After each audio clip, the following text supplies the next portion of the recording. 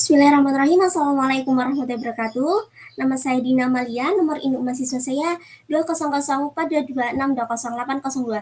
Di sini saya akan menjelaskan terkait penjelasan bagan alir. Lalu setelah itu, saya akan menjelaskan uraian untuk flowchart yang terdapat pada halaman 11. Next. Bagan alir sistem merupakan teknik analitis bergambar yang digunakan untuk menjelaskan beberapa aspek dari sistem informasi secara singkat, jelas, dan logis.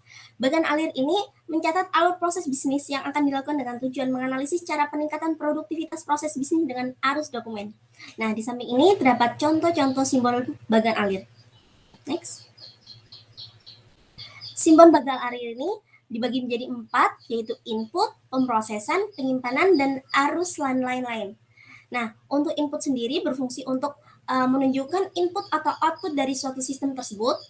Untuk pemrosesan berfungsi untuk menunjukkan pengolahan data baik secara elektronik atau tangan.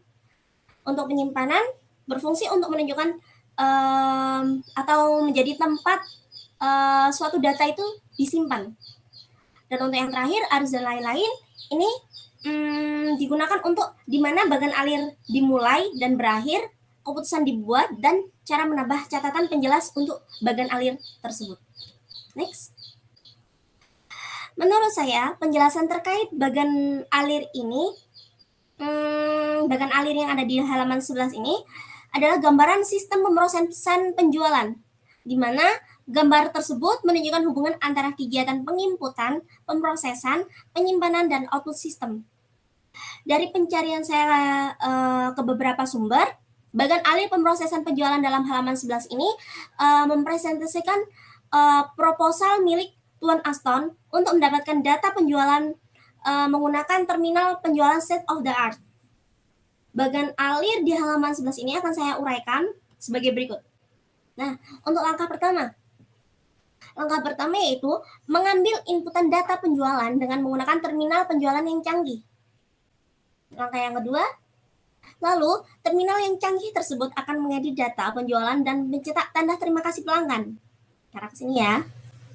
Langkah ketiga, seluruh data penjualan ini akan disimpan ke dalam file data penjualan melalui MediaDix. Langkah keempat, pada akhir hari, data tersebut akan diteruskan ke komputer-komputer SNS yang akan meringkas data tersebut. Setelah itu, akan mencetak total batch. Nah, nilai total batch ini adalah jumlah dari nilai numerik barang-barang yang terdapat dalam setiap transaksi yang diproses. Contohnya adalah nilai total penjualan untuk seluruh transaksi penjualan. Langkah kelima, lalu data ringkasan tersebut akan diproses dan nilai total batch itu sekali lagi akan dibuat dan dicetak.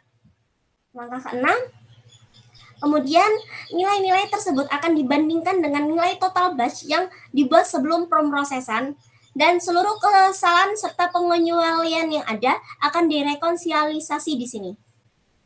Langkah ketujuh, melanjutkan langkah poin D dengan arah tujuan yang berbeda dari poin E. Maksudnya, tadi kan kita meringkas data kan arahnya ke sini ya penjelasannya. Jadi kita kembali dan belok arah ke file transaksi.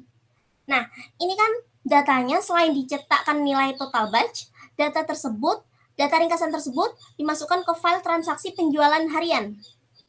Lalu, setelah dimasukkan, kemudian database piutang usaha, persediaan, penjualan, dan pemasaran, serta buku besar itu akan diperbarui. Langkah ke-9, kemudian, para pengguna bisa mengakses file tersebut kapan saja dengan menggunakan sistem pemrosesan pertanyaan.